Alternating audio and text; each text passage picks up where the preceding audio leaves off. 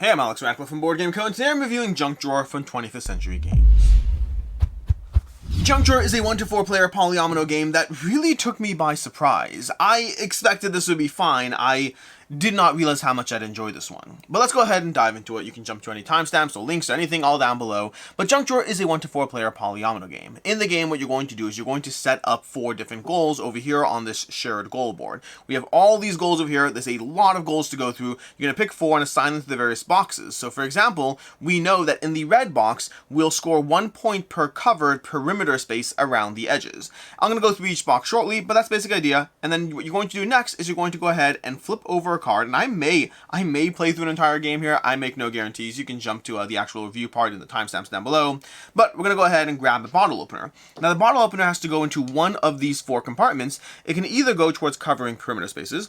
It could go towards 4 points per item not adjacent to another item, which generally means we want small items. Over here, 4 points per differently sized item, number of spaces it covers. Over here, 7 points per row and column containing no covered spaces. I'm going to throw it into a perimeter space and we'll see how that works out for us later. I'm going to flip the next card, and the next card has to go into a different box. That's part of the challenge of this game. You have to put it in a different box. I think I'm going to toss this into the 4 points per item not adjacent to another item, and we'll see how that works for us. We're going to throw the watch in here next. The watch could be a differently sized item, I guess, maybe.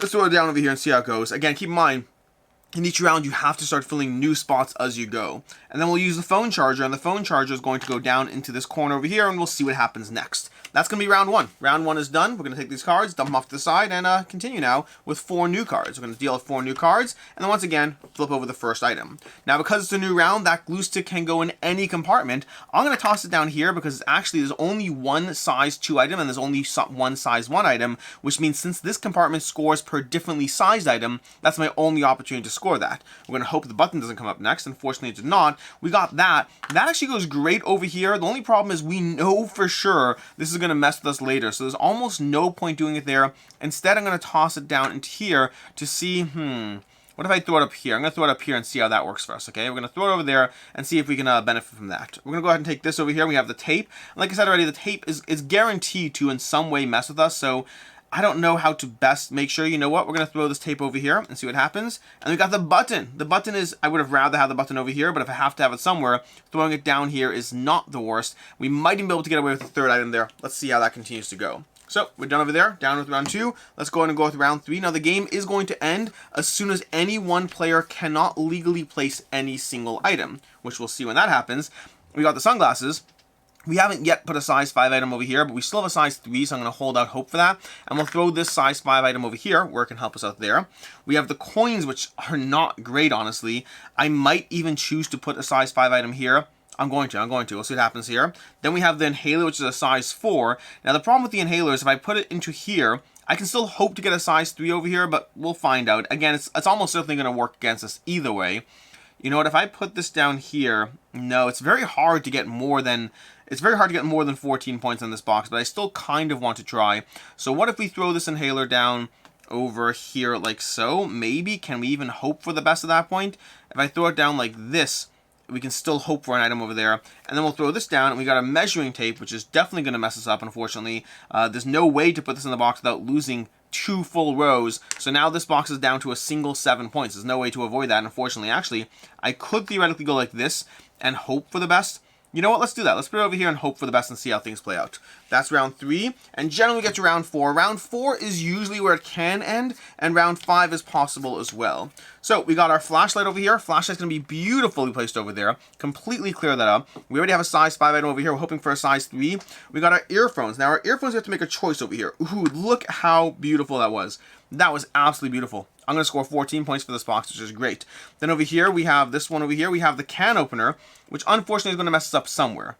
Because it's either, well, it's not going to mess us up here, because over here, we're going to have to put something there. No matter what happens, the next piece still fits. Although if we get that piece, that would be amazing. So I'm going to go ahead and put this over here. I'm going to hope for the best. We'll see what happens. I'm going to toss this. Oh my gosh, that was incredible. That was genuinely incredible, although we're not done yet. Now, keep in mind, we're playing with other players at this point, which means any one player at this point could have said, oops, I have nowhere else to put this piece, and so it's over. Because as soon as you cannot legally place a piece, that's when the game ends.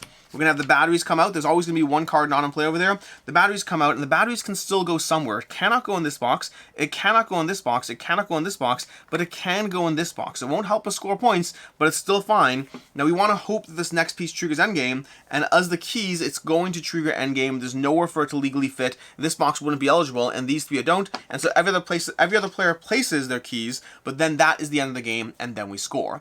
I'm going to go ahead and score these boxes so you can see, get a sense of how everything scores over here. Over here, we have every single perimeter space except for one, which is going to be 5, 5, 4, no, 5, 5, 3, and 2, so it's going to be 15 points for this box. Over here, we get 4 points per piece not touching another piece, and none of these pieces are touching each other, which means we're going to get 16 points. 16 plus our 15 is 31. Over here, we only have 3 sizes, a 4, 5, and a 2. Everything else is duplicated. That's going to be 12 points. 12 points plus our 31 is 43, and over here, we get 14 points, so 14 points plus our 43 brings us to 57, and that's our score.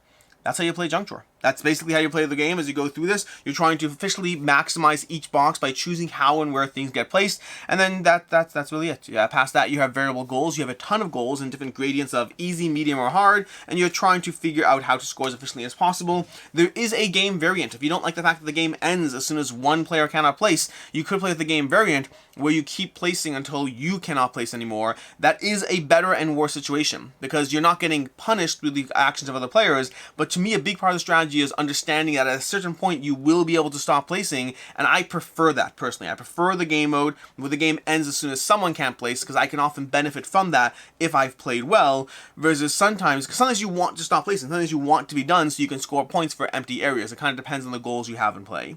In any case, with that, let's go ahead and dive into the review, starting off with ease of play. Rulebook is, I just played an entire game, theoretically, in, 6 minutes. Granted, it's just me over here, no one else there, but that was a pretty quick game sequence to go through it. Teaching the game is very easy, getting people up and running is very easy. This is a very easy game. It teaches in 4 minutes, plays in 10 to 15, plays in 15 to 20 minutes when you're playing with actual players. Overall, just a highly accessible game.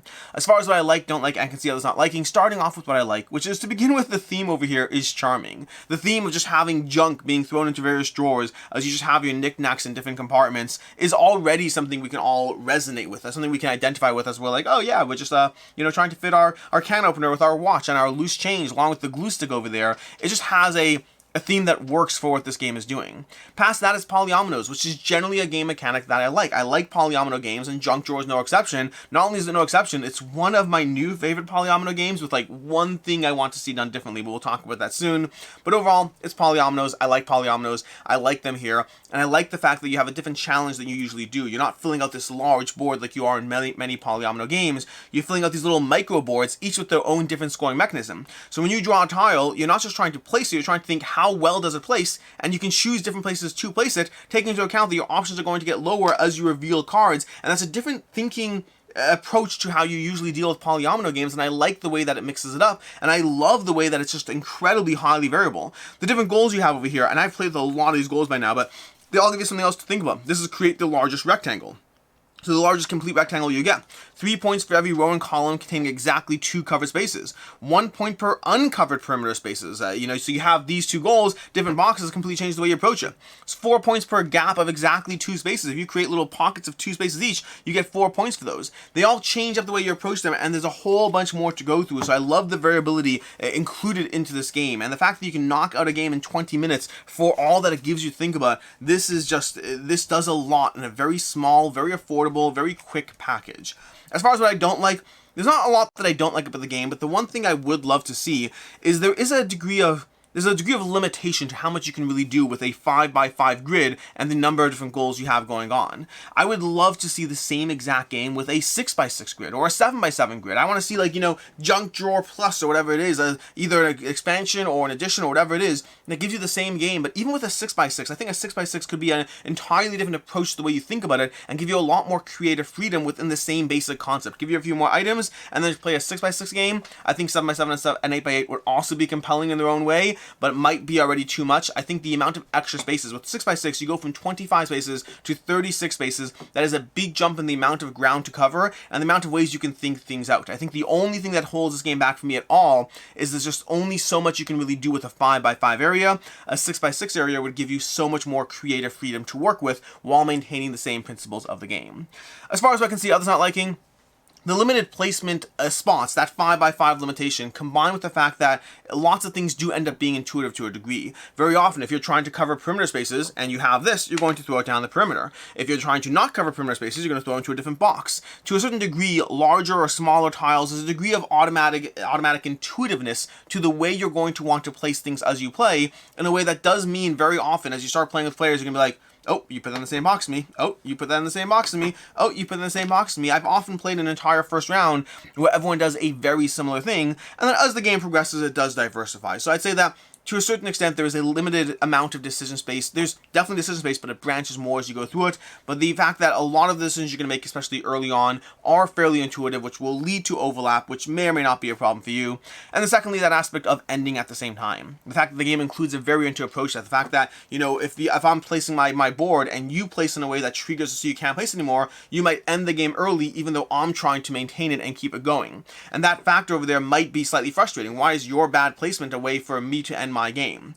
For me, it's something that I thought I would not like, but so many of the tiles often do benefit from ending the game early so you don't have to place, that I found it's actually very strategically sound to try to place your grid in a way that relies on somebody else triggering endgame for you. So I've come to appreciate it, even though it's something that it did initially bother me at first.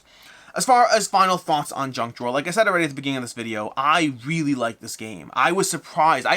It's a polyomino game. I haven't played a polyomino game that I didn't in some way enjoy. I enjoy them more or less, but I just something compelling in aspect and charming about fitting together different items in different ways, and that's more compelling and charming when it's your keys and your yarn or whatever it is. You're going through that, your sewing thread, combined with a little bit of a bracelet charm or whatever it is that's stuck on the corner, and that's where your flashlight is at the same time. There's a different compelling aspect to polyominoes, even in just the theme alone, but the game does a lot with it in ways that are different than other polyomino games I've played.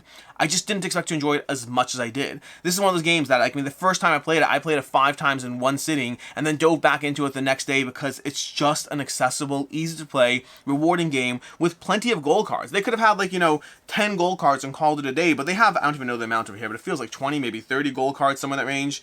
Now I kind of want to count, but I won't do that. There's enough gold cards here. That means every game has still felt different as I played. Every game has been rewarding to go through, and it's just so quick and easy to pull out and play. The only thing I want, like I said already, is just a larger board, a larger expansion to have the same gameplay, but with more creative freedom built in. For me right now, this is a 4.5 out of 5. I really like it. It is very good at what it does. It is one of those games that maybe, 20 plays later, maybe it goes down a bit for me, but I just find it so easy to dive in. I mean, sure, give me more goals, give me a larger board, make Junk Drawer Plus, whatever it is, but past that, I really enjoy this game, strongly recommend it. It's a great gateway, it's easy to teach, it's easy to play, it's quick playing, it gives you a lot to think about. I highly recommend Junk Drawer from 25th Century Games.